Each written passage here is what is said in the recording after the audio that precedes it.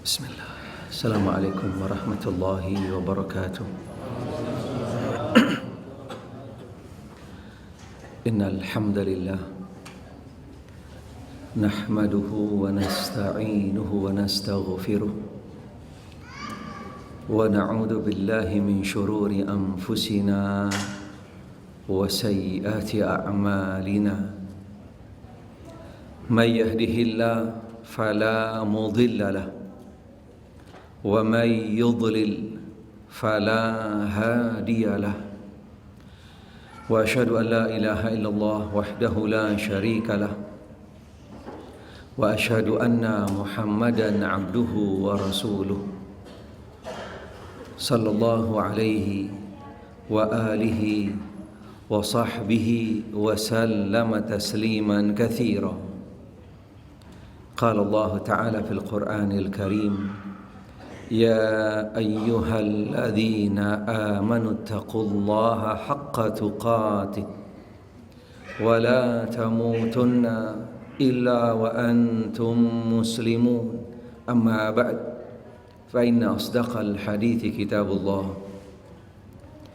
wa khairal huda huda Muhammad sallallahu alaihi wa alihi wa sahbihi wa sallam. Wa syarrul umuri muhdatsatuha wa kullu muhdatsatin bid'ah wa kullu bid'atin dhalalah wa kullu dhalalatin finnar. Ma'asyiral muslimin rahimakumullah, ikhwani fid din, azani Allah wa iyyakum, rahimani rahimakumullah. Alhamdulillah wa syukrulillah. Pada malam hari ini Allah subhanahu wa ta'ala mengizinkan, menakdirkan kita kembali bersama di dalam majelis ilmu. Mudah-mudahan Allah ta'ala senantiasa melimpahkan kepada kita semua hidayah dan taufiknya, ilmu-ilmu yang bermanfaat, serta kita selalu berada di jalan siratal mustaqim. Alhamdulillah wa syukrulillah, pada malam hari ini kita bisa lanjutkan kembali ta'lim kita. Walaupun nampaknya kuantitasnya sedikit berubah, mungkin karena suasana liburan, mudah-mudahan tidak ada kaitannya dengan yang lain insyaallah. Alhamdulillah, Allah subhanahu wa ta'ala masih mengizinkan kita semua, memberikan kemudahan kepada kita, masih tetap meringankan langkah kita untuk duduk bersama di salah satu taman surga Allah Ta'ala di atas muka bumi, sebagai bentuk istiqamah yang Allah Ta'ala telah anugerahkan kepada kita semua. Mudah-mudahan anugerah istiqamah ini Allah tetap berikan kepada kita sampai nanti pada akhirnya Allah subhanahu wa ta'ala memanggil kita ke hadapannya. Alhamdulillah wa syukrulillah, pada malam hari ini kita masih di dalam bab tentang taqwa Allah, masih di dalam bab tentang taqwa Allah. Di dalam pembahasan yang sebelumnya mudah-mudahan definisi terminologi taqwallah sudah bisa benar-benar dicerna, karena selama ini yang kita dengar, yang sering kita ketahui tentang taqwallah, definisinya hanya sekitar menjalankan perintahnya, menjauhi larangannya. Itu makna yang sering kita dengar. Padahal hakikat daripada terminologi taqwallah, makna yang hakiki yang sebenarnya daripada taqwallah, kami sudah sedikit kupas di dalam pertemuan yang sebelumnya. Karena maknanya tidak hanya sekedar menjalankan perintahnya dan menjauhi larangannya. Tetapi kita bagaimana bisa memahami makna taqwa Allah dengan makna yang sangat mendasar. Karena ketika kita memahami makna dan definisi tersebut, akan automatically memberikan motivasi kepada kita lebih jelas, lebih nyata tentang tujuan daripada taqwa Allah itu sendiri. Itu yang kami bahas, yang kami jelaskan di dalam pertemuan yang sebelumnya, yang juga kami jelaskan beberapa ayat-ayat yang berkaitan dengan taqwa Allah.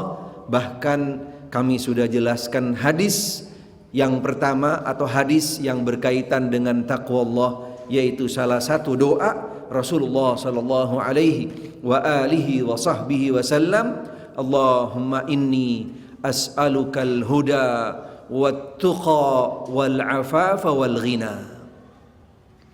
Malam hari ini insyaallah kami lanjutkan dengan hadis yang berikutnya. An Abi Sa'id Al-Khudri radhiyallahu anhu anin Nabi sallallahu alaihi wa alihi wa sahbihi wasallam qala innad dunya huluqatun khadirah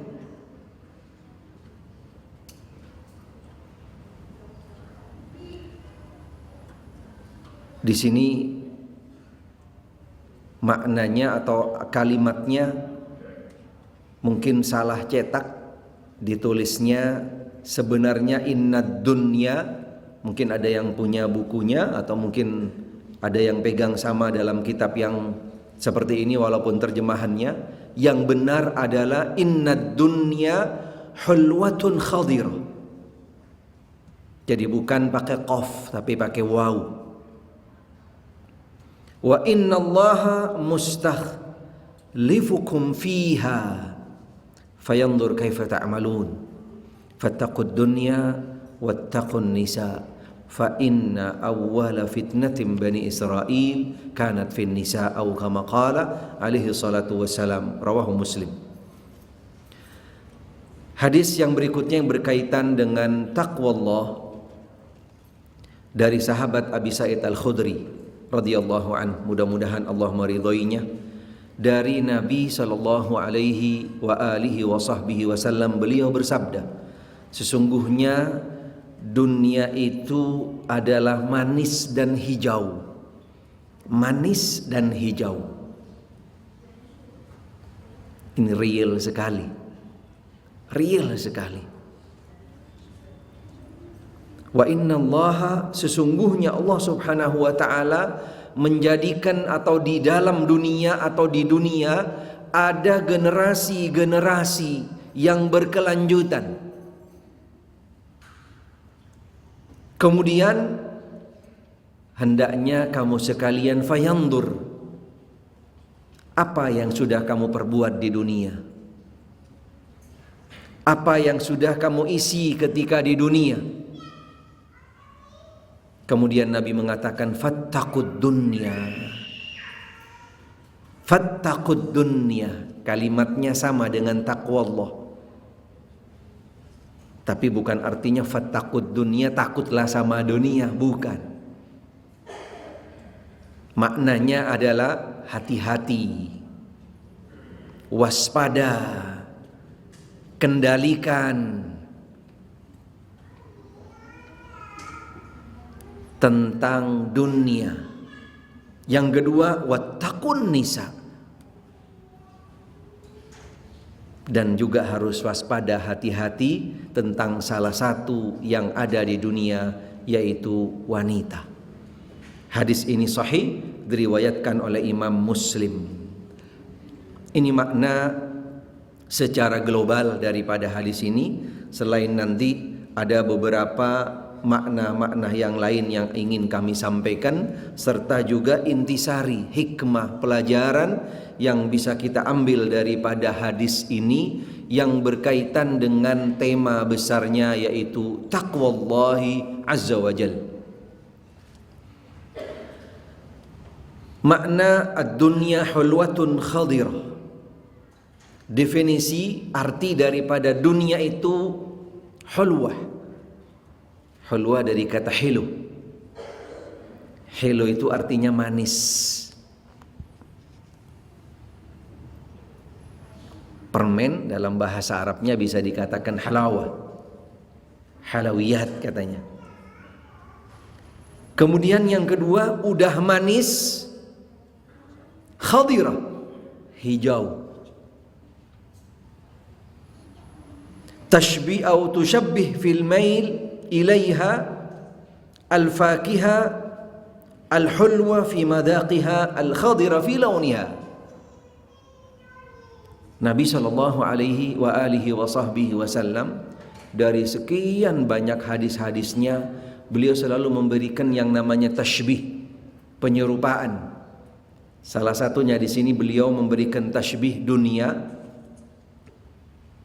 sesuatu yang manis dan hijau, tetapi bukan hanya kembali kepada dunianya saja. Nabi memberikan tashbih kepada orang-orang yang ada di dunia dan bagaimana kecenderungan mereka terhadap dunia. Bagaimana kecenderungan mereka terhadap dunia diperumpamakan sesuatu yang namanya indah, hijau, seperti buah yang segar, yang hijau, dan kemudian tambahannya lagi manis rasanya. Pemandangan hijau, bentangan atau belan istilahnya ketika kita melihat sesuatu yang terbentang hijau luar biasa, siapapun melihatnya pasti akan merasakan satu keindahan, indah sekali. Sampai ada perumpamaan seseorang kalau yang namanya lihat fulus matanya hijau katanya. Kalau ngelihat fulus matanya hijau. Subhanallah. Ini relevan sekali.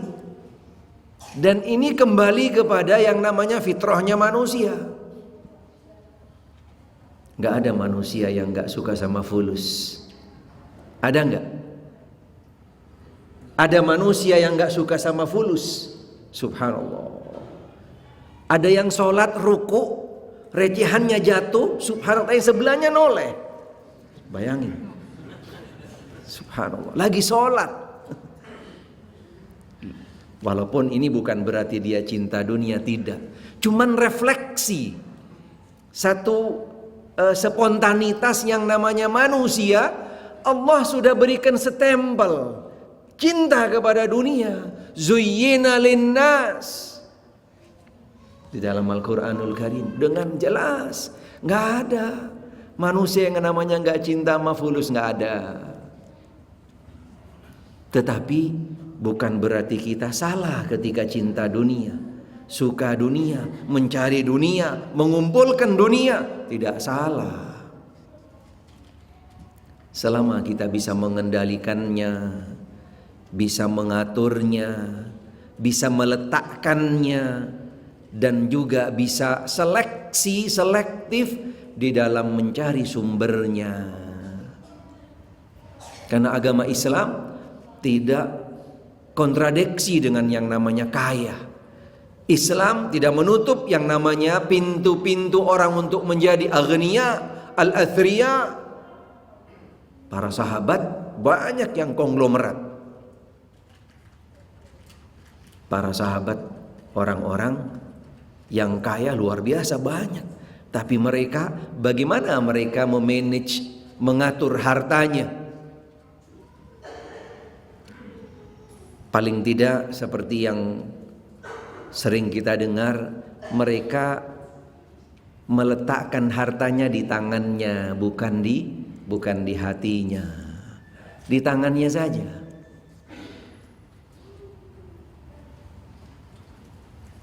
Karena konsekuensi orang yang zuhud itu lebih identik kepada orang yang berfulus.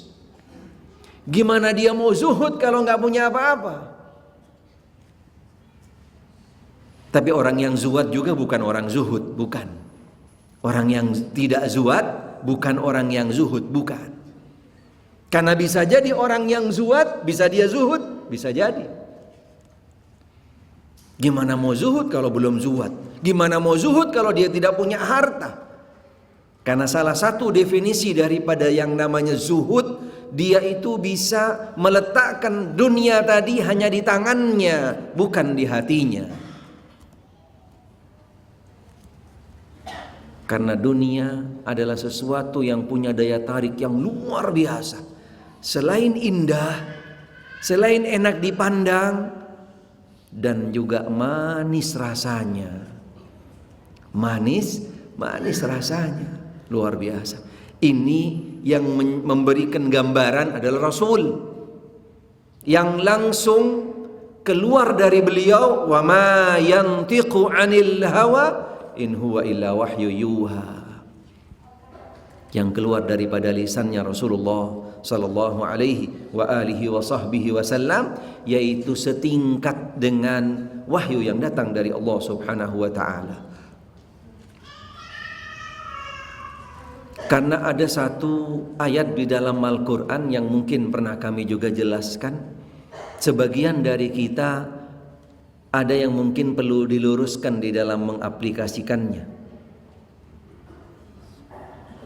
Wabtaghi fi ma ataqallahu daral akhirah wa la tansa nasibaka minad dunya.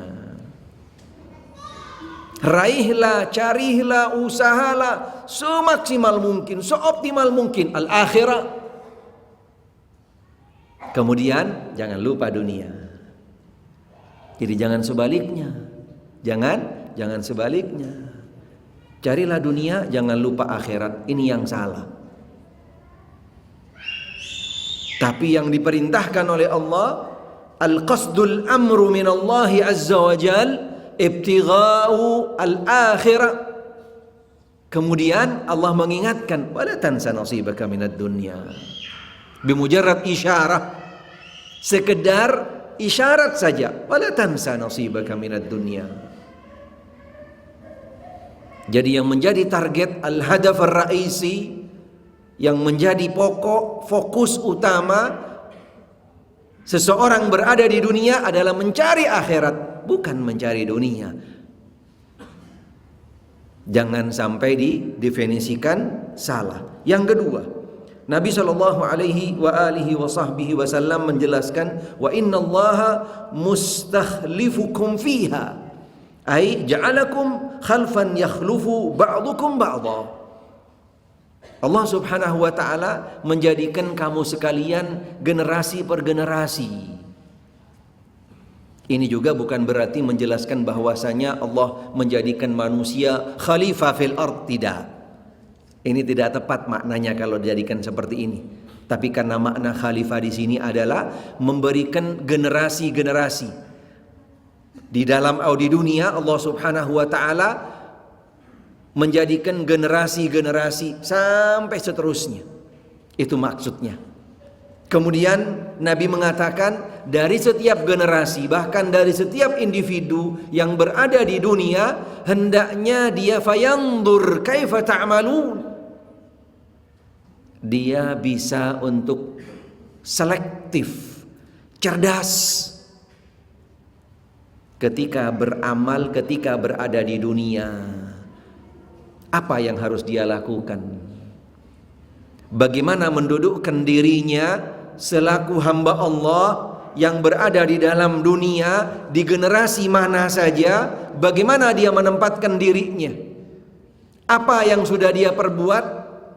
Karena itu akan ditanya oleh Allah Subhanahu wa taala. Di dalam Al-Quran Allah Subhanahu wa ta'ala juga berfirman, ya ayyuhalladzina amanu taqullaha wal tanzur nafsum ma qaddamat lighad wattaqullaha innallaha khabirum bima ta'malun. Hadis ini relevan sekali, sinkron dengan bagaimana bahwasanya setiap yang diamalkan oleh seorang hamba Allah di dalam dunia akan ditanya oleh Allah, dan mereka dituntut untuk beramal. Tujuannya untuk apa? Wal tandur nafsum ma qaddamat lighad. untuk mempersiapkan kehidupan nanti di akhirat. Wal tandur. Kalimat an-nadhar di sini bukan hanya sekedar dengan mata, tapi an-nadhar bil basirati wal ilm, yaitu melihat yang bersamaan dengan ilmu dan juga dia bisa selektif. Karena kalimat an-nadhar banyak digunakan di dalam Al-Quran dan juga di dalam sunnah. Salah satunya hadis Nabi SAW yang juga menjelaskan tentang kalimat falyanzur. Al-mar'u ala dini khalilih, falyanzur ahadukum mayukhalil. Seseorang bisa terbawa oleh akhlak, budi pekerti, agama, tindak tanduk daripada sahibnya, daripada kawannya. Falyanzur, hendaknya dia bisa selektif, bisa memilih, bisa hati-hati, dan juga bisa cerdas di dalam memilih kawan dan sahabat. Salah seorang ulama juga, ulama salaf menjelaskan, yaitu riwayat daripada Muhammad bin Sirin, ketika pada zaman itu masa-masa untuk mengumpulkan riwayat-riwayat hadis, beliau juga menjelaskan, memberikan satu panduan tuntunan. Salah satu riwayat dari beliau mengatakan bahwasanya ketika Anda akan mengambil riwayat dari seseorang, falyanzur, katanya Muhammad bin Sirin, falyanzur min ayyi akhad mimman akhad, atau min ahli sunnah atau min ghairiha. Beliau juga mengatakan dengan kalimat falyanzur, hendaknya kamu selektif dari siapa kamu mengambil riwayat, dari ahli sunnah atau bukan daripada ahli sunnah. Intinya kembali kepada kalimat falyanzur di sini yang maknanya sangat dalam sekali dan sangat luas. Bukan hanya sekedar melihat saja, tidak, tapi melihat dengan bekal kecerdasan, dengan ilmu penuh selektif, dan dia siap untuk menghadapi konsekuensinya. Dia mendapatkan kebaikan atau kerugian, dan khususnya dia bisa jadikan bekal untuk nanti di akhirat. Kemudian Nabi SAW meneruskan sabdanya, fattaqud dunya, ihdaru al-ightirara biha. Maknanya bukan berarti takut dunia lalu benar-benar meninggalkan dunia, tidak sama sekali berinteraksi dengan dunia, dalam artian gak mau syughul, cuman ibadah terus sama berdoa. Salah. Bukan ini orang zuhud, bukan ini orang yang takut dunia, tidak. Dia hanya ke masjid terus, meninggalkan kewajibannya selaku kepala rumah tangga, meninggalkan kewajibannya selaku abang daripada adik-adiknya, meninggalkan kewajibannya untuk mencari nafkah, bahkan untuk dirinya sendiri pun dia tinggalkan untuk memenuhi kebutuhan jiwa yang namanya zahirnya. Ini salah, tidak tepat. Bukan ini orang-orang yang takut dunia, tapi yang lebih khusus tentang takutlah dunia, yaitu daripada tipu dayanya,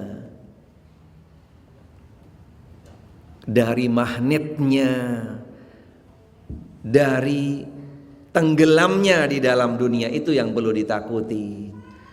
Tapi dengan mencari, mengumpulkan, bahkan sampai banyak di dalam mendapatkan dunia, tidak ada salahnya. Tidak ada salahnya. Tapi ketika sampai dia terpedaya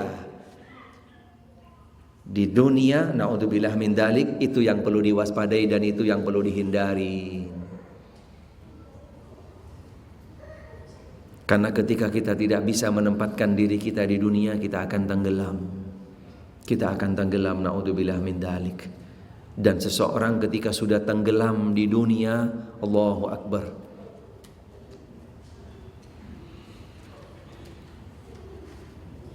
dikatakan riwayat daripada Ali bin Abi Thalib radhiyallahu an, beliau mengatakan, kun abna'il akhirah wala takun abna'id dunya. Jadikanlah pengikut daripada anak-anak akhirat. Karena setiap yang namanya dunia dan akhirat ada banun, ada anak-anaknya. Jadikanlah Anda sekalian anak-anaknya akhirat, orang-orang yang selalu mempersiapkan untuk akhirat, bukan daripada orang-orang yang tenggelam di dalam dunia, pengikut dunia dan seterusnya. Naudzubillah min dzalik. Karena penyebab daripada celakanya seseorang dan bahkan sampai menjadi tertutupnya hati seseorang ketika dia benar-benar tenggelam di dalam dunia. Naudzubillah min dzalik.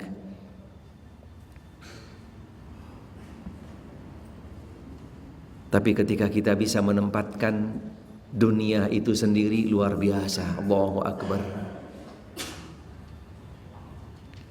Dunia akan lebih banyak lagi memberikan, bahkan sampai bisa mendorong semakin tinggi tingkatnya seseorang di sisi Allah Subhanahu wa ta'ala dengan dunia yang dia punya. Di dalam agama Islam yang namanya sifat hasad itu dilarang. Dengki, iri hati dilarang. Tetapi ada dua sifat atau dua macam yang kategorinya dengki tapi dibolehkan bahkan dianjurkan. Tetapi maknanya bukan al-hasad, yaitu maknanya al-ghibtah. Di dalam salah satu hadis sahih riwayat Imam Muslim dan juga dalam riwayat yang lain daripada Al-Imam Al-Bukhari, Rasulullah sallallahu alaihi wa alihi wa sahbihi wasallam bersabda, la hasada illa fitnan. Tidak boleh seseorang dengki, iri kecuali di dalam dua hal. Walaupun makna hasudnya di sini atau makna hasadnya beda dengan makna hasad yang umum, yaitu tamanni izalatun ni'ami indal ghair. Itu makna hasad yang utama, berharap hilangnya nikmat yang ada pada diri orang lain dan dia ingin orang tersebut sampai benar-benar hancur dan habis. Itu iri hati, dengki, nggak suka. Tapi kalau makna yang kedua tadi al-ghibtah, ada tamanni, ada harapan juga, tetapi tidak sampai berdampak nikmat karunia yang Allah diberikan kepada orang yang tadi itu hilang, tapi dia juga mendapatkan anugerah nikmat sama seperti yang Allah berikan kepadanya. Itu al-ghibtah.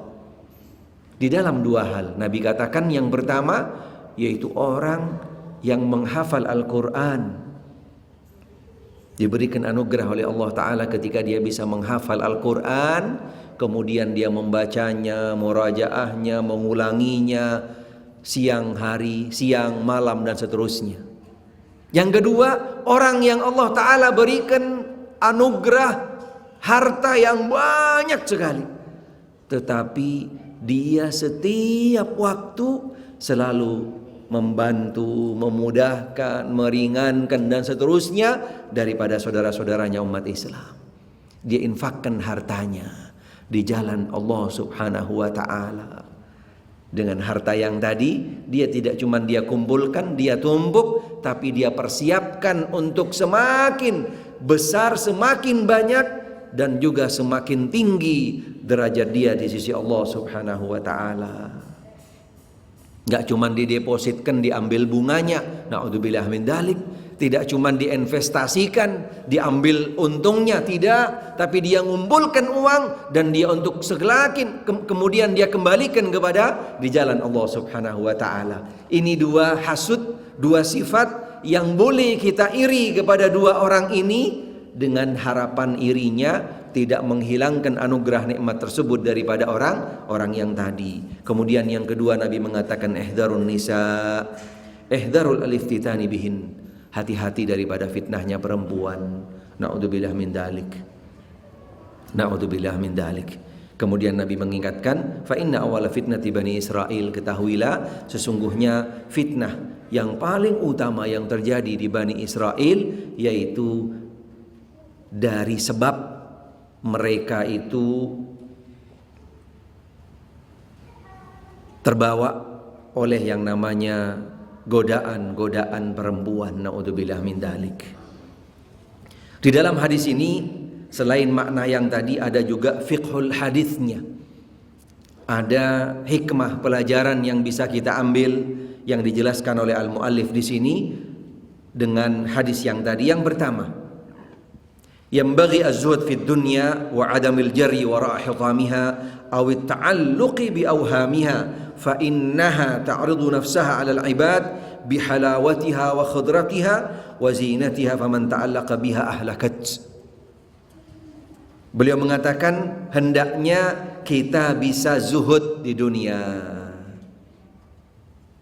dan jangan sampai kita terseret-seret, kita sampai habis-habisan mencari yang namanya dunia sampai pada akhirnya kita itu tidak terasa diikat, dijerat oleh yang namanya dunia.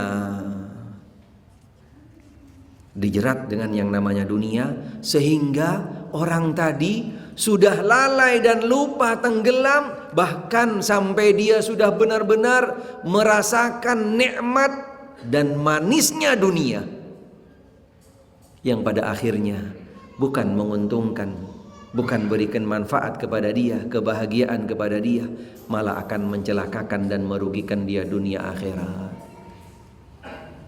Orang yang seperti ini sudah benar-benar tenggelam dan juga merasakan yang namanya manisnya dunia. Allahu Akbar. Hatinya sedikit demi sedikit akan terkikis. Hatinya sedikit demi sedikit akan kena yang namanya virus, noda-noda hitam yang akhirnya nanti akan berdampak. Noda-noda tadi itu akan menyeluruh di hatinya dan sampai menjadi hatinya sakit. Kemudian hatinya meningkat lebih daripada sakit, yaitu hatinya membatu keras, sudah tidak mendengar lagi yang namanya mau'idhah, peringatan-peringatan, nasihat-nasihat, kumandang-kumandang adzan, panggilan adzan untuk sholat. Mereka-mereka yang sibuk dengan dunia nggak datang ke masjid. Dipastikan 150% lebih orang-orang ketika dikumandangkan azan untuk datang ke masjid, mereka tidak datang pasti karena dunia. Dipastikan karena dunia. Karena mereka sudah terjerat. Mereka sudah benar-benar tenggelam di dalam yang namanya dunia. Bahkan kadang-kadang mendengar azan, tokonya, kerjaannya masih santai aja biasa. Subhanallah. Yakin ketika dikumandangkan azan dia tidak datang ke masjid, tidak memenuhi panggilan Allah, dipastikan karena dunia, bukan yang lain. Kecuali orang-orang yang memang karena sakit atau karena kondisi-kondisi yang lain. Tapi kalau sehat, tidak ada halangan, nggak bakal jauh-jauh sebabnya karena dunia. Berarti pada waktu itu ketika dikumandangkan azan, Allahu Akbar, Allahu Akbar, merasa yang ada di dalam hati dia yang akbar selain Allah adalah dunia. Udah jelas, logika sekali, nggak ada. Apa urusannya? Mau perang? Urusan perang istilahnya? Tidak ada. Pasti karena dunia. Bahkan ada yang masih mending, adzan masih datang ke masjid, tapi handphonenya nempel di kupingnya. Jalan ke masjid masih ngobrol objekan lah, mau janji lah, persentase lah, inilah, mau janji ketemu lah. Subhanallah, terus masih, ya Allah, na'udzubillah min dalik. Padahal sudah jelas kalimat adzan dikumandangkan itu sebagai bentuk motivasi untuk menggugah hati kita bahwasanya tidak ada yang akbar ketika adzan dikumandangkan kecuali Allah Subhanahu wa taala. Tapi mereka yang masih tadi, yang hatinya ada yang benar-benar sudah sama sekali mati, naudzubillah min dzalik, adzan tidak dihiraukan. Ada yang masih lebih ringan lagi, adzan datang tapi sambil nelpon yang tadi. Bahkan sampai masuk mau sholat saja baru mau nutup handphone. Bahkan sampai ada salah satu gambar kami pernah dapat lagi ruku. Masya Allah. Lagi ruku nerima handphone. Bro, gue lagi sholat, maaf. Subhanallah. Innalillahi wa inna ilaihi raji'un. Innalillahi wa inna ilaihi raji'un. Bagaimana ini juga ada dua sisi yang benar-benar sangat menyedihkan kondisi sekarang.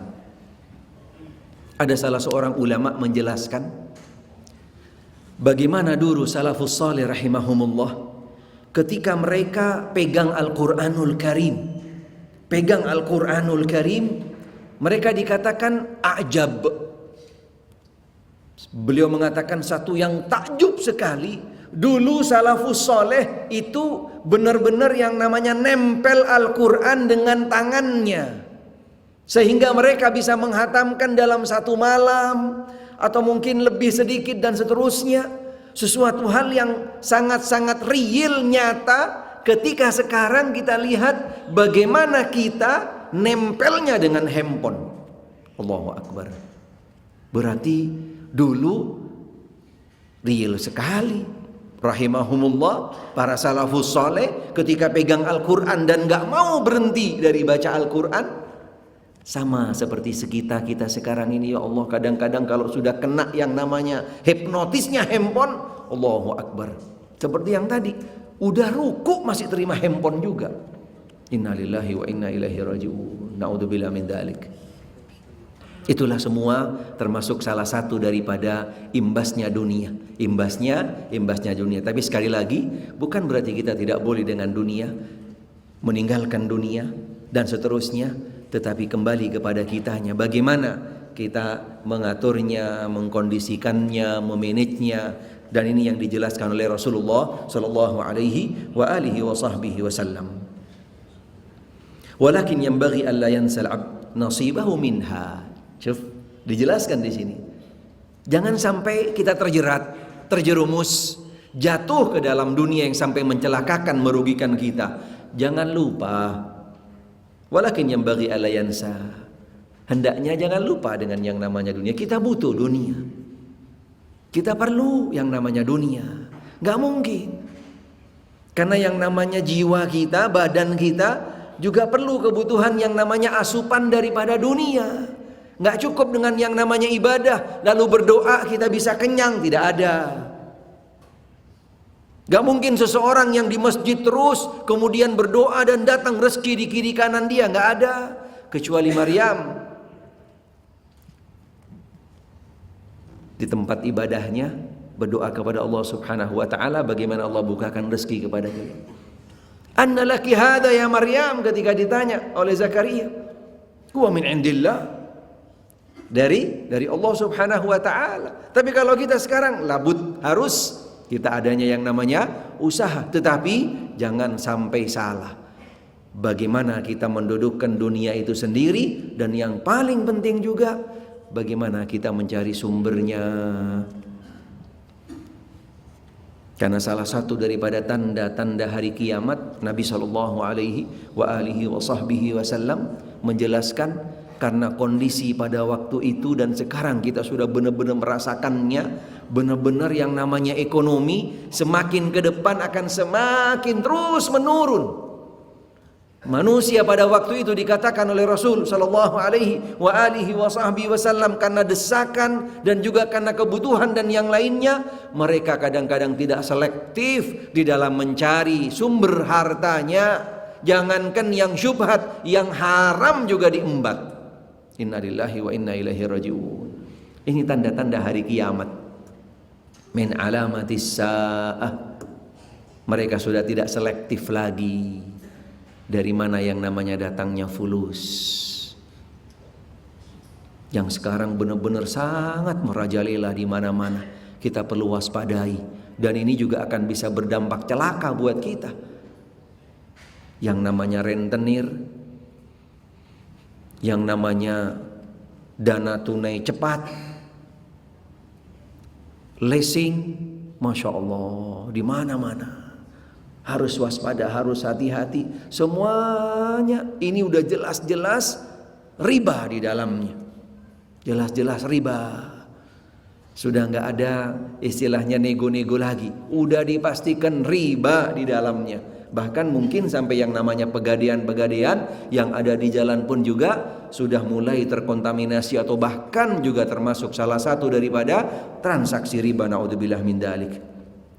Ja'alallahu bani Adam khalaif yakhlufu ba'dhuhum ba'dhan fil hayatid dunya liyanzura kaifa ya'malun li'annaha daru ibtila la daru baqa.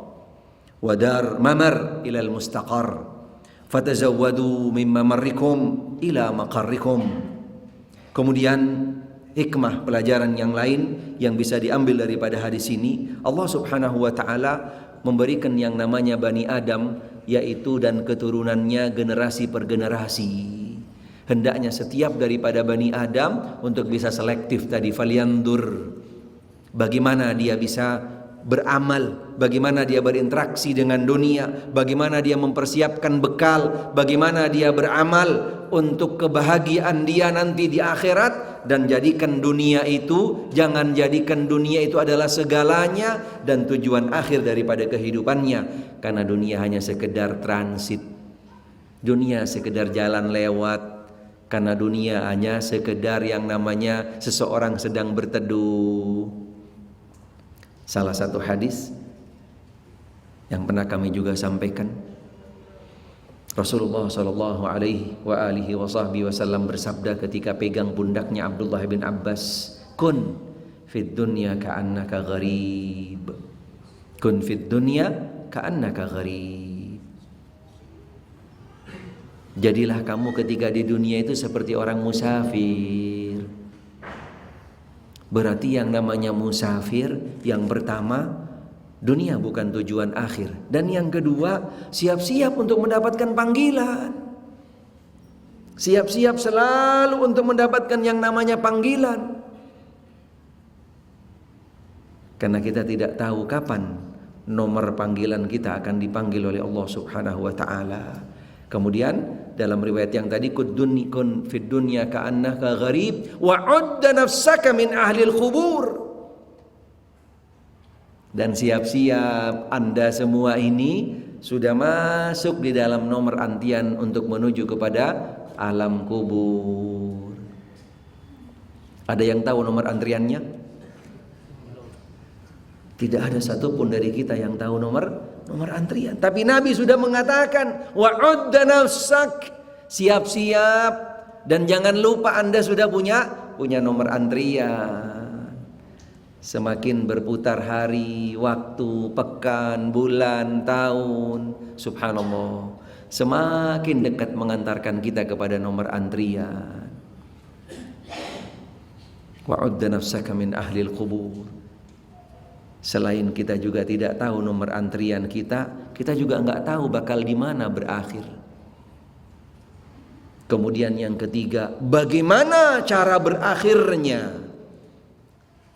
Karena 3 poin ini kembali kepada rahasia kematian itu sendiri. Kapan, di mana, dan bagaimana. Kematian seseorang adalah rahasia Allah Subhanahu wa taala. Kemudian wasiat yang berikutnya atau sabda Rasul yang berikutnya, al-hadar minal iftitani bin nisa. Ini udah jelas bagaimana kita harus waspada, hati-hati daripada yang namanya fitnah perempuan. Karena hari demi hari yang namanya fitnah perempuan semakin dahsyat. Na'udzubillah min dalik. Na'udzubillah min dalik. Kita harus waspada, kita harus hati-hati. Walaupun perempuan misalnya fitnah, tapi bukan berarti kita harus nggak zuat, nggak nikah, nggak boleh. Karena yang namanya membujang, yang namanya meninggalkan nikah dengan tujuan-tujuan yang istilahnya karena takut dan dia tidak mau menghadapi cobaan dan seterusnya, tidak benar. Tapi kalau mungkin belum datang jodohnya, ya kita doakan mudah-mudahan yang masih belum zuat, kita doakan biar segera dapat jodohnya. Karena hakikatnya di dunia adalah darul ibtila.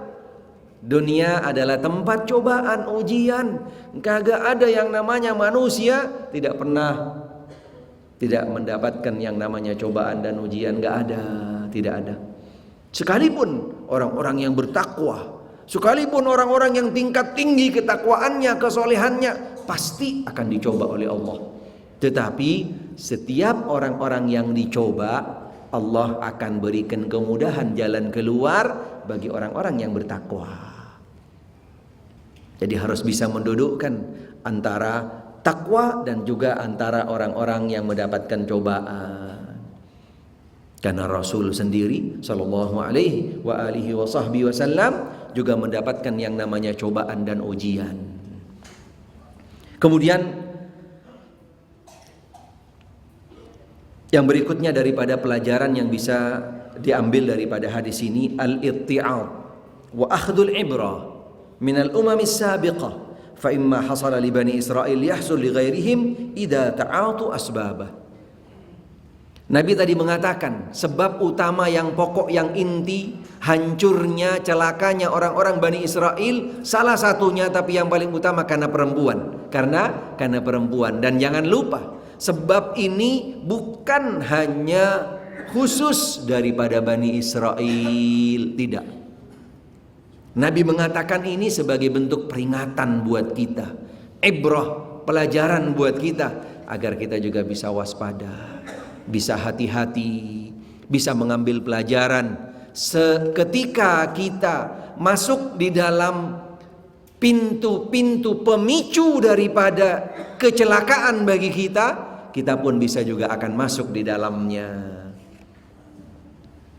Karena binasanya seseorang dengan segala macam caranya, ruginya seseorang, celakanya seseorang dengan segala macam bentuk dan caranya, jalannya.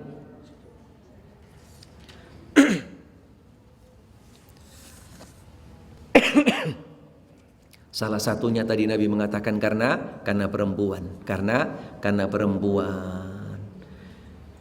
Karena ketika kita masuk di dalam pintu-pintu pemicu yang akan mendapatkan kecelakaan, kerugian bagi kita, juga bisa kita sama celaka dan rugi sebagaimana yang Allah timpakan kepada orang-orang Bani Israel. Termasuk salah satu juga yang dijelaskan di dalam hadis yang lain, kathratu su'alihim wa ikhtilafuhum li anbiya'ihim, yang juga termasuk salah satu daripada sebab hancur dan celakanya orang-orang Bani Israel, orang-orang Yahudi, yaitu karena mereka terlalu banyak bertanya dengan hal-hal yang bikin rancu dan merusak daripada akal sehat mereka. Kemudian yang kedua, karena mereka banyak bertolak belakang dengan para nabi-nabi mereka. Nabinya ngajarin A, umatnya ngikutin B. Subhanallah. Jadi termasuk juga daripada sebab-sebab yang mencelakakan daripada umat, yang juga Allah tunjukkan, gambarkan kepada Bani Israel, ini juga bisa terjadi kepada umat siapa saja ketika kita juga masuk di dalam pintu-pintu yang memicu daripada turunnya murka Allah Subhanahu wa ta'ala. Jadi gak ada yang namanya sifatnya khusus, tidak ada. Salah satunya Nabi mengingatkan di sini tentang masalah perempuan tadi, ketika kita juga masuk di dalam sebab-sebab yang tadi, bisa jadi Allah Ta'ala juga akan menurunkan murka dan celakanya kepada kita. Na'udzubillah min dalik.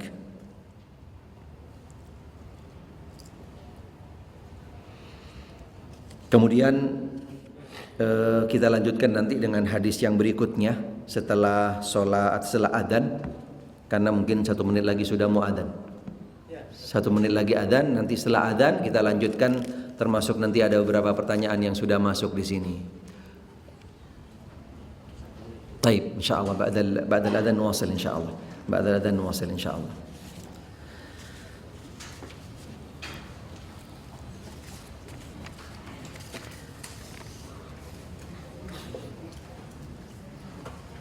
Karena nanti setelah adzan ada hadis yang juga cukup bagus dan luar biasa, sangat agung, luar biasa hadis tersebut. InsyaAllah kita bahas nanti setelah adzan insyaAllah.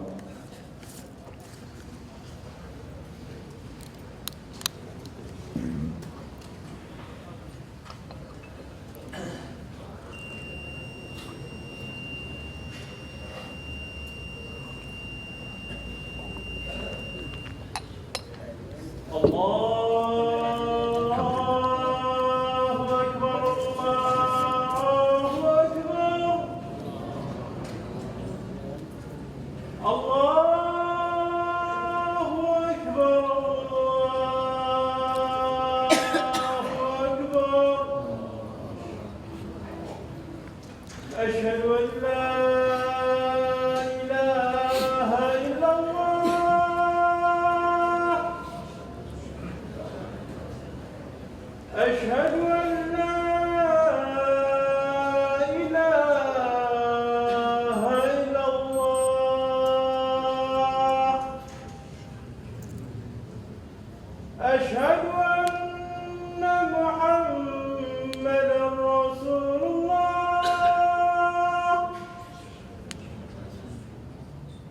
أشهد أن محمدا رسول الله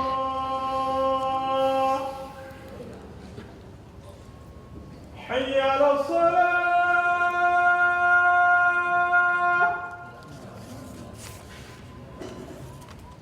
حي على الصلاة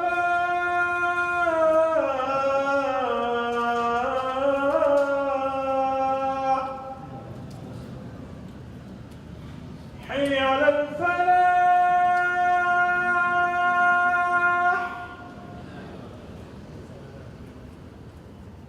حي على الفلاح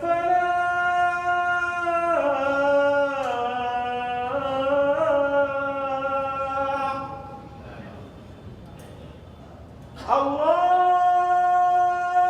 أكبر الله أكبر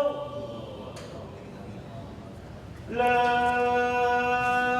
إله إلا الله.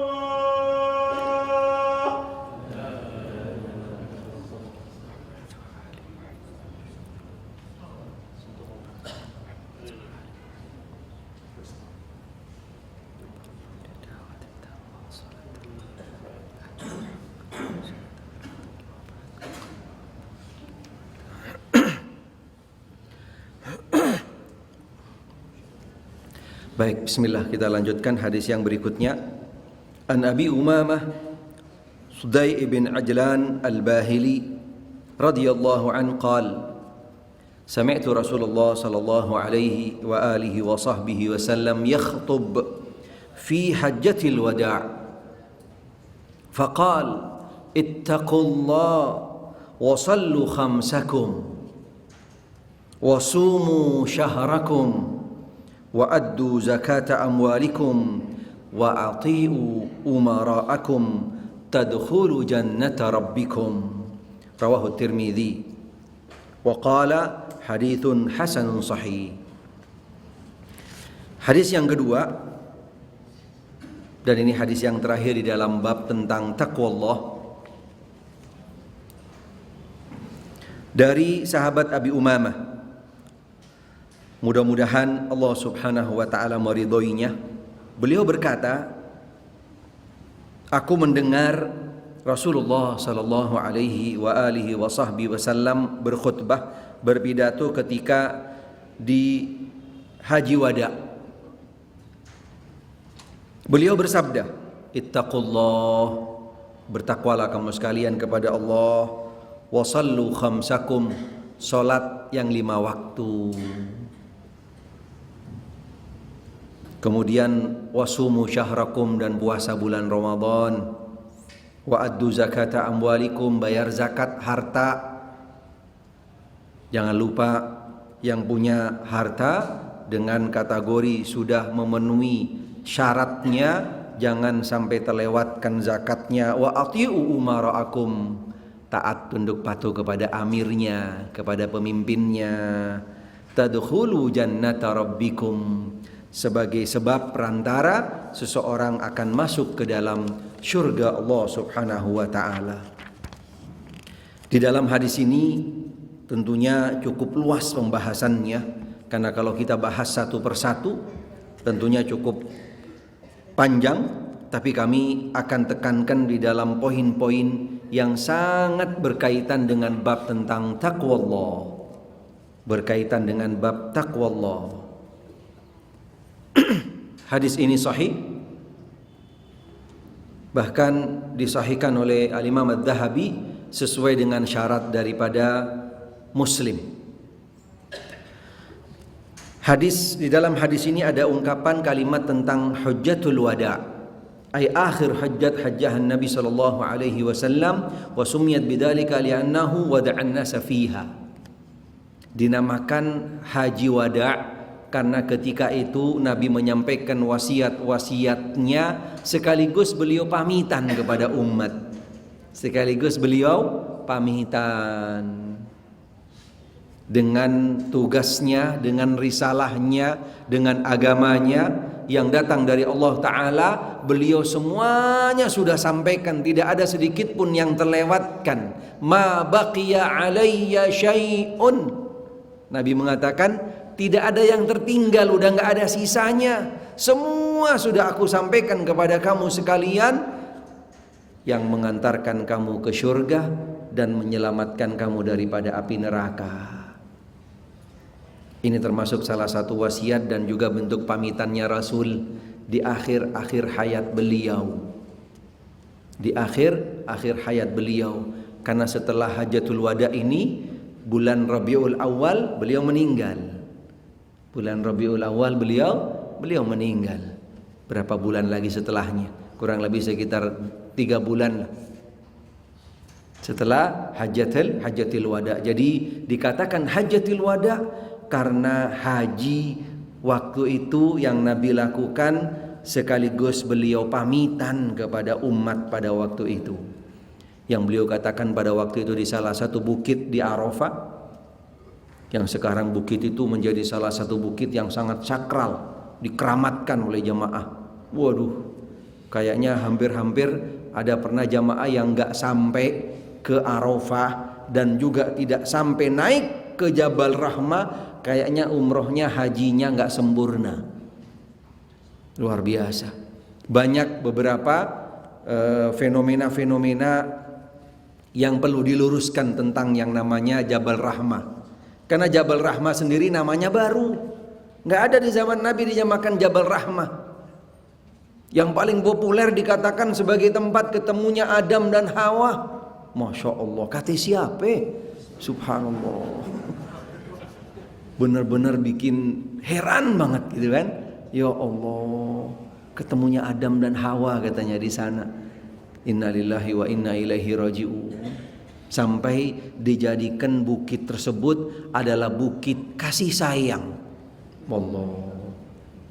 Tidak sedikit para jamaah yang masih PDKT katanya ke sana naik ke atas. Yang enggak umroh nitip namanya ditulis di atas, bahkan sampai fotonya ditaruh di atas. Subhanallah. Innalillahi wa inna ilaihi raji'un. Makanya jamaah haji Indonesia yang wanita dipanggil Siti Rahmah, dipanggil Siti Rahmah. Karena itu termasuk salah satu modifikasi orang Indonesia. Jadi nggak cukup di Indonesia, mereka memodifikasi agama, gitu kan? Subhanallah. Sampai yang ada di tanah suci Mekah dan Madinah, banyak beberapa tempat-tempat dimodifikasi juga nama-namanya. Termasuk salah satunya yang sangat juga populer ketika mau pulang kembali ke tanah air sampai di Jeddah, ada monumen yang namanya monumen atau kayak yang di tengah jalan ada sepeda 2. Dibilang sepedanya Adam dan Hawa. Itu jelas-jelas made in Indonesia. Jelas-jelas made in Indonesia. Subhanallah. Banyak lagi yang lainnya yang juga termasuk modifikasi.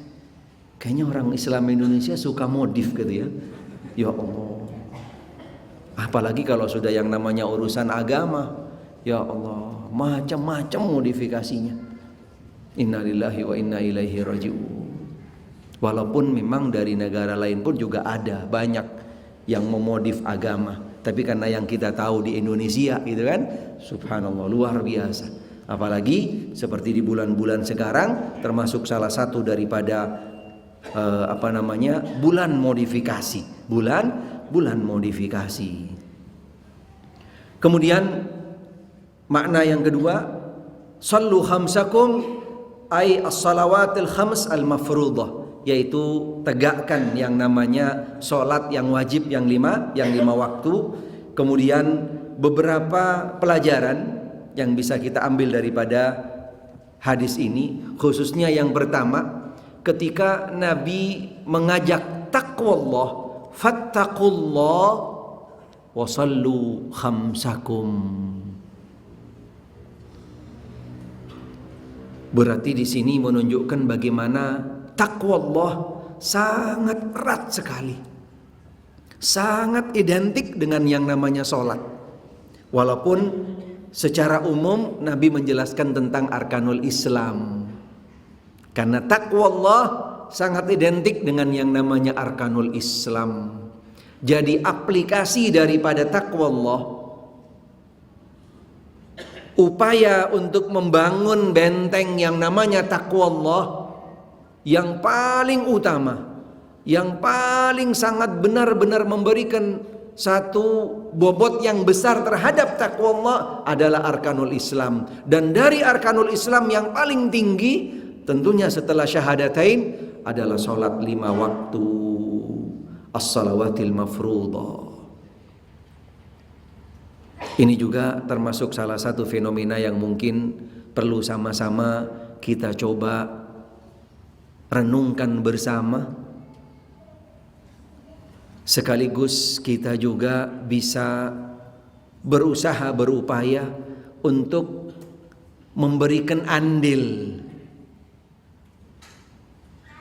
untuk bisa mengajak saudara-saudara kita ketika dikumandangkan azan, mereka tidak datang ke masjid. Kita tidak cukup cuman kita saja yang datang memenuhi panggilan Allah Subhanahu wa taala, tapi kita juga punya kewajiban untuk mengingatkan dan mengajak mereka.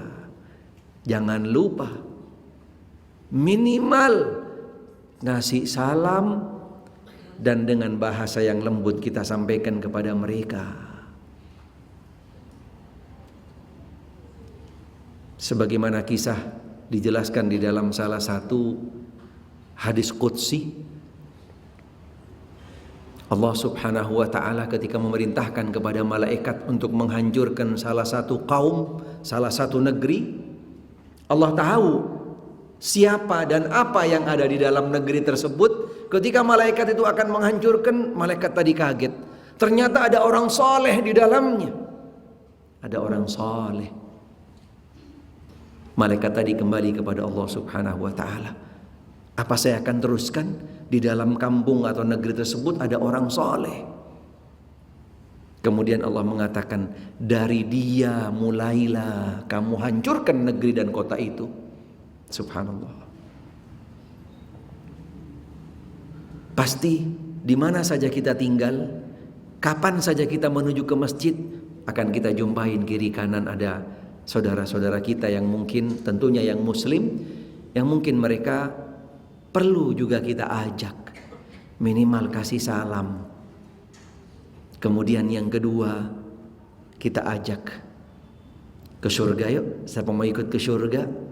Siapa pengen pahala? Dan seterusnya dengan bahasa-bahasa yang lembut. Jangan kita merasa cuman kita sendiri yang soleh. Jangan merasa kita sendiri yang sifatnya bisa memenuhi panggilan Allah, tapi kita tidak peduli dengan kiri kanan kita. Khususnya mereka-mereka yang tinggal di pasar, yang punya dukan,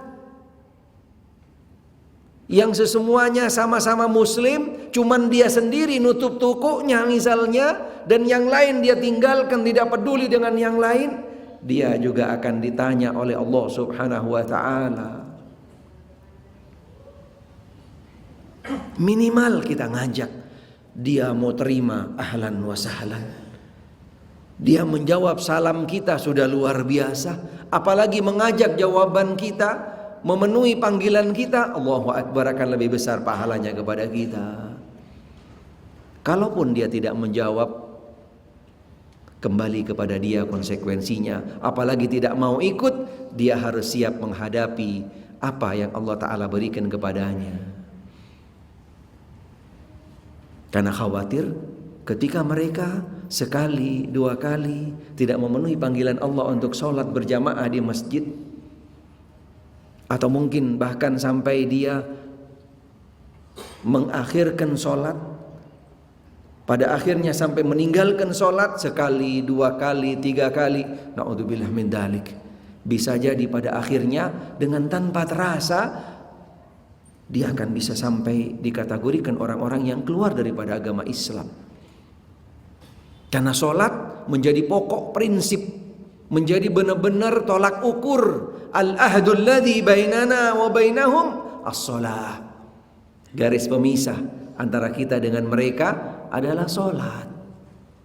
Kalau ibadah yang lain insya Allah masih bisa dilakukan. Ibadah apa saja masih bisa dilakukan, bahkan dari agama apa saja ada. Tapi kalau sholat termasuk mizah, termasuk simat min simatil muslimin, sebagai tanda, sebagai pembeda al-ahd antara muslim dengan ghairul muslim. Ibadah yang lain ada pada agama yang lain. Puasa juga ada, zakat juga ada. Subhanallah. Haji juga ada mereka, walaupun beda cara dan juga tempat tujuannya. Tapi kalau sholat hanya ada dalam agama Islam. Seperti yang kami contohkan tadi, mereka ketika mendengar adzan masih sibuk dengan dunianya, masih sibuk dengan handphonenya, masih sibuk dengan janji-janjinya, masih sibuk dengan yang namanya mau ketemunya, objekannya dan seterusnya. Subhanallah. Lalai dengan yang namanya panggilan Allah Subhanahu wa ta'ala, lalai dengan yang namanya perintah salat. Orang yang menjaga salat, Allahu Akbar, gak perlu khawatir, gak perlu takut. Termasuk salah satu bentuk penjagaan Allah. Menjaga Allah, salah satunya dari sekian banyak menjaga Allah adalah ketika seseorang menjaga salat. Ihfadhillaha yahfadka. Salah satunya ketika kita menjaga Allah, yaitu dengan salat, Allah akan menjaga kita. Salah satu bukti hadis sahih, Nabi SAW bersabda, "Man shalla salatal fajri fi jama'ati kana fi dhimmatillah." Barang siapa yang sholat subuh berjamaah, Allahu Akbar, dia akan berada di dalam penjagaan Allah. Real, bukti nyata sekali bagaimana yang namanya penjagaan Allah yang terbesar Allah berikan kepada mereka-mereka yang menjaga sholat. Al-muhafadhah ala sholat. Dalam Al-Quran ada satu sholat yang kalimatnya langsung Allah jelaskan dengan kalimat muhafadhah. Hafidhu ala sholawat wa salatil wusta wa qumu lillahi qanitin. Karena seseorang yang menjaga sholat, Allahu Akbar, yakin kehidupannya akan luar biasa. Luar biasa. Akan banyak dia mendapatkan yang namanya kemudahan-kemudahan, pertolongan-pertolongan, khususnya penjagaan-penjagaan dari Allah Subhanahu wa ta'ala. Tapi yakin orang-orang yang sudah tidak peduli dengan yang namanya sholat, Allah pun juga tidak peduli dengan dia. Tidak peduli dengan dia. Sholat tidak pernah diindahkan, na'udzubillah min dalik. Allahu Akbar. Karena memang sebenarnya intinya seperti yang kami jelaskan pertemuan yang sebelumnya, hakikatnya seseorang yang dapat memenuhi panggilan Allah, datang melangkah ke masjid padahal jaraknya dekat, bahkan juga termasuk yang ada di dalam masjid, semuanya karena izin dan takdir dari Allah Subhanahu wa ta'ala. Kekuatan sebenarnya hidayah taufik min Allah Subhanahu wa ta'ala. Seperti yang kami contohkan ketika kita menjawab adzan, hayya 'alas shalah, la haula wala quwata illa billah. Berarti ketika seseorang dia tidak diberikan kemudahan, tidak ringan langkahnya menuju ke masjid, anugerah karunia hidayah dan taufik Allah angkat dari dia, dan itu hukuman bagi dia. Jangan dianggap yang namanya hukuman itu di penjara, disiksa, atau yang dianggap hukuman itu hilang fulusnya, sakit dan yang lainnya. Itu kecil, saghir. Itu iqab minallah, yu'tabar qalil wa saghir. Lakin al-mu'aqabah al-'azim al-kabira, ketika Allah Subhanahu wa ta'ala al-akhdhu minal 'abdi al-hidayah wa taufiq. Ketika diangkat dari Allah, dari seorang hamba, diangkat hidayah dan taufiknya. Na'udzubillah min dalik. Ini adalah hukuman, iqab yang besar datang dari Allah Subhanahu wa ta'ala. Khususnya ketika dia memenuhi panggilan Allah Subhanahu wa ta'ala di dalam menjalankan ibadah salat dan yang berjamaah di masjid. Ini poin tentang masalah sholat. Kemudian yang kedua, yang kembali kepada rukun Islam secara umum, ujubu iltizami arkanul islami min salatin wa zakah wa shaumin wa hajj wa taqwallahi azza wa jal. Tariqul jannati wa syarat dukhuliha. Rukun Islam yang sebagai bentuk aplikasi daripada takwa Allah, syartun, syarat seseorang akan masuk ke dalam syurga Allah subhanahu wa ta'ala. Wal istiqamati fid dunyati sababun najati fil akhirah. Dan seseorang yang bisa istiqamah di dunia dengan di dalam mengaplikasikan ketakwaan tadi, yang aplikasi tadi itu terkumpul di dalam arkanul Islam, itulah orang-orang yang istiqamah di dunia dan sekaligus akan dia mendapatkan kebahagiaan, keselamatan nanti di akhirat. Kemudian yang terakhir, ujubu ta'atil ulad wal hukam wa syartu ta'atihim alla ya'muru bima fihi ma'siyatillahi azza wa jal. Termasuk salah satu daripada wasiat Rasul yang disampaikan di dalam hadis ini, bagaimana kita tetap tunduk patuh dengan yang namanya pemimpin kita, siapapun mereka, selama tidak memerintahkan yang maksiat kepada Allah subhanahu wa ta'ala. La ta'ata li makhluqin fi ma'siyati khaliq. Tidak ada ketaatan kepada siapa saja ketika mengajarkan, mengajak kita untuk maksiat kepada Allah subhanahu wa ta'ala. Ada fenomena aneh. Beberapa hari kemarin kami dengar, kayaknya lucu banget gitu. Ada salah seorang, boleh dikatakan mereka atau dia dari salah satu pemimpin, yang mengatakan dilarang untuk membakar yang namanya petasan dan seterusnya. Subhanallah, dilarang. Sayang, sungguh sayang, sedih sekali, prihatin ngelihat acara maulid pakai nyalain petasan. Allahu Akbar. Bayangin, taruh di mana akalnya ini? Kebetulan yang larang non muslim lagi. Allahu Akbar. Apa pantas kayak seperti itu? Kami dulu punya mertua, itu sangat benci sekali ketika ada acara-acara seperti itu gitu kan. Walaupun beliau juga hadir gitu kan, tapi paling benci sekali kalau sudah disambut dengan acara yang namanya petasan, langsung teriak-teriak. Itu kerjaannya orang Majusi. Subhanallah.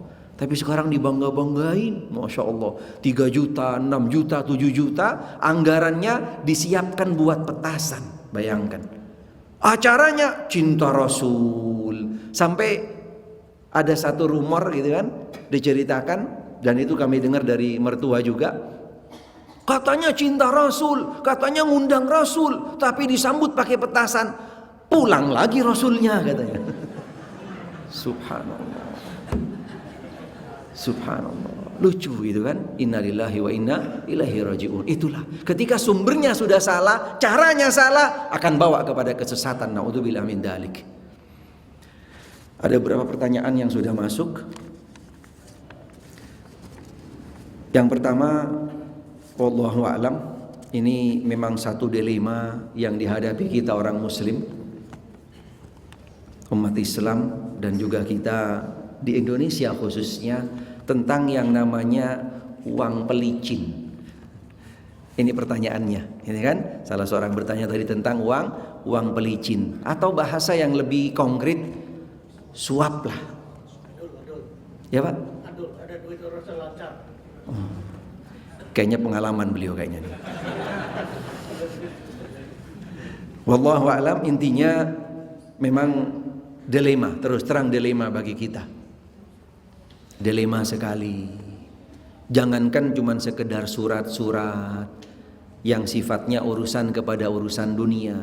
Di dunia pendidikan yang namanya pesantren sendiri, subhanallah, itu yang namanya beberapa pengawas yang datang ke pesantren, ya Allah, itu kalau nggak pakai diamplopin, gitu kan? Kalau nggak pakai diamplopin, yang awalnya ditulis A bisa berubah jadi C. Dan itu termasuk besarnya, tebelnya amplop. Subhanallah, dilema sekali. Berarti wallahu alam, kami mungkin sifatnya adalah kondisional, memberikan hukumnya. Kalau dikembalikan kepada hukum asalnya sudah jelas yang namanya suap, gitu kan? Apalagi di dalam suap tersebut sampai akan menggugurkan dan nabrak yang namanya tuntunan dan aturan. Itu sudah jelas-jelas salah, dosa besar. Tapi ketika memang sifatnya adalah sebagai bentuk misalnya tanda jasa baik dia, ketika misalnya berbuat baik kepada kita, fal jazaa'ul ihsani bil ihsan. Kita tidak melanggar yang namanya aturan. Semua kita penuhi, semuanya selesai gitu.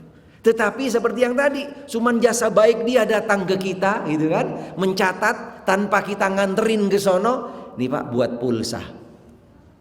Beda kalau seperti memang misalnya suap yang tujuannya dia itu dalam kondisi salah tapi diputar baliknya menjadi benar. Ini yang sudah jelas-jelas hukumnya haram, dosa. Walaupun pada hakikatnya kita tentunya tidak berharap untuk memberikan apa saja kepada mereka, walaupun sifatnya yang seperti yang tadi dan seterusnya. Naudzubillah min dzalik. Baik, itu dua pertanyaan. Yang kedua tadi ada himbauan dari tamu kita dari Saudi Arabia. Beliau hadir dan beliau sholat di sini dan beliau cukup respect dengan masjid kita, dan insya Allah beliau termasuk beberapa nyampaikan kepada kami tadi untuk bisa dihimbau tentang masalah sholat berjamaah di masjid, sholat berjamaah di masjid. Kalams wa bayans. Fattaufiq raji'un ilallah azza wa jalla. Silakan, ada yang jawab lain, ada yang pertanyaan lain, fadhal. Sebelum kami tutup, baik, mudah-mudahan cukup insyaallah apa yang kami sampaikan. Yang benar datangnya dari Allah Subhanahu wa taala, yang salah dari diri kami. Kita tutup dengan doa kafaratul majlis. Subhanakallahumma bihamdik, asyhadu an la ilaha illa anta, astaghfiruka wa atubu ilaik. Sallallahu wasallam ala Muhammadin wa alihi wa sahbihi wasallam. Walhamdulillahi rabbil alamin. Assalamualaikum warahmatullahi wabarakatuh.